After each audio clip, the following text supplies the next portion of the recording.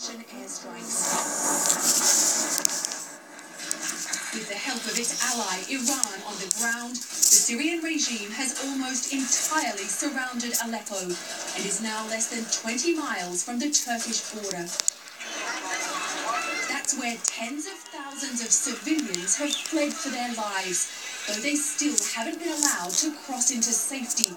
Turkey's absorbed more than 2 million Syrian refugees and now says it's reached its limit, leaving these exhausted people stranded. Mohammed Eid Hussein al-Ahmed is a spokesman for a Syrian rebel group that's fighting the regime in Aleppo and told us they've now lost their main supply route. How long can you hold out? How long is it until Aleppo falls to the regime? I can't say for sure how long it will be until Aleppo falls to the regime or Iran and Russia, he told us. We'll stand and fight whoever attacks us. Syrian rebels, some of which are backed by the US, rose up against the regime nearly 5 years ago. If they're now defeated, Scott, Syria will be divided between ISIS on one hand and the regime, which has indiscriminately bombed its own people. Holly Williams covering the war for us. Holly, thank you. Tonight, the U.S. and Pacific allies are considering how to respond to North Korea's latest missile launch. The missile reached orbit, but in theory could have easily reached the United States as well. The UN has banned these tests, and here's David Martin. The North Korean launch, which was watched by its brash young leader, succeeded in putting a satellite into space. But U.S. officials say it is tumbling in orbit. It is the second time North Korea has tried but failed to put a satellite in stable orbit. The newest one is circling the Earth at a height of... In that interview with President Gayle King also wanted to know how Mr. Obama has changed after years of challenges such as North Korea and Syria. I'm curious about how the presidency has changed you as a president. It's now 8 years in. How you've changed as a president and how you've changed as a man in the time that you've been in the office. You know, I think my basic character is unchanged. And Michelle and close friends of mine who've known me for years would say, he's the same guy. There's obviously some hard-won wisdom from overcoming challenges, figuring out really hard problems. I told somebody in another interview, though, that probably the most important thing, and maybe this is just a function of age, as well as having been around the track a while as president, is you lose that fear. You lose that sense of, oh, what if something goes wrong? Because there are going to be things that go wrong.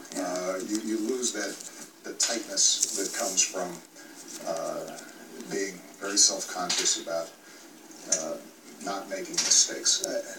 At a certain point, you realize that, look, you do your best, you make your call, you make your decision.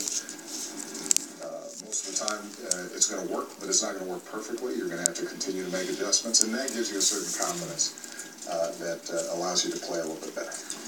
The president with Gayle King in the Oval Office. Gayle, I can't remember ever seeing the president and the first lady do a joint interview on live television. You know why you can't remember it, Scott? Because it's never happened. It's the first time that they've ever sat together live. But you know what I was thinking? It's the first time I've ever interviewed a president and a first lady together live, too, so we were all in the same boat. But I was so flattered and so honored that they allowed us to come into the White House, invade their Super Bowl Sunday, to take the time to sit down and talk to us. Terrific interview. Gayle King at CBS This Morning. Gayle, thanks for being with us. And you can see much more of Gayle's interview with the president and the first lady. That's tomorrow on CBS This Morning. That interview preceded the Super Bowl on CBS, and it turns out the game had super ratings, too. Nearly 112 million viewers, which makes it the third most watched event in U.S. television history. Late today, the Broncos returned to Denver with the Lombardi Trophy after surprising the Carolina Panthers 24-10 in a defense tour de force. But there'll be no blocking of the victory parade tomorrow. Cruise ship passengers thought they were going down in a violent storm.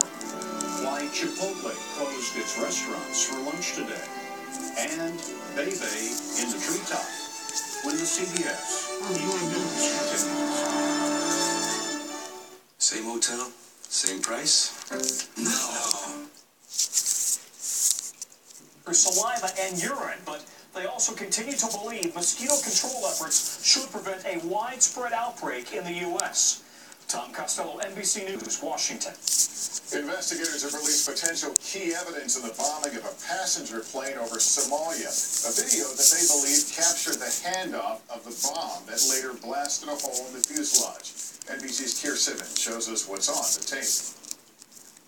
The new video shows two men coolly walking through an airport. They appear to be airport staff, one carrying what looks like a laptop. But authorities now believe that laptop was likely a bomb. And this is the moment they hand it to an alleged suicide bomber. The result, a hole blasted in the side of a commercial airliner Tuesday.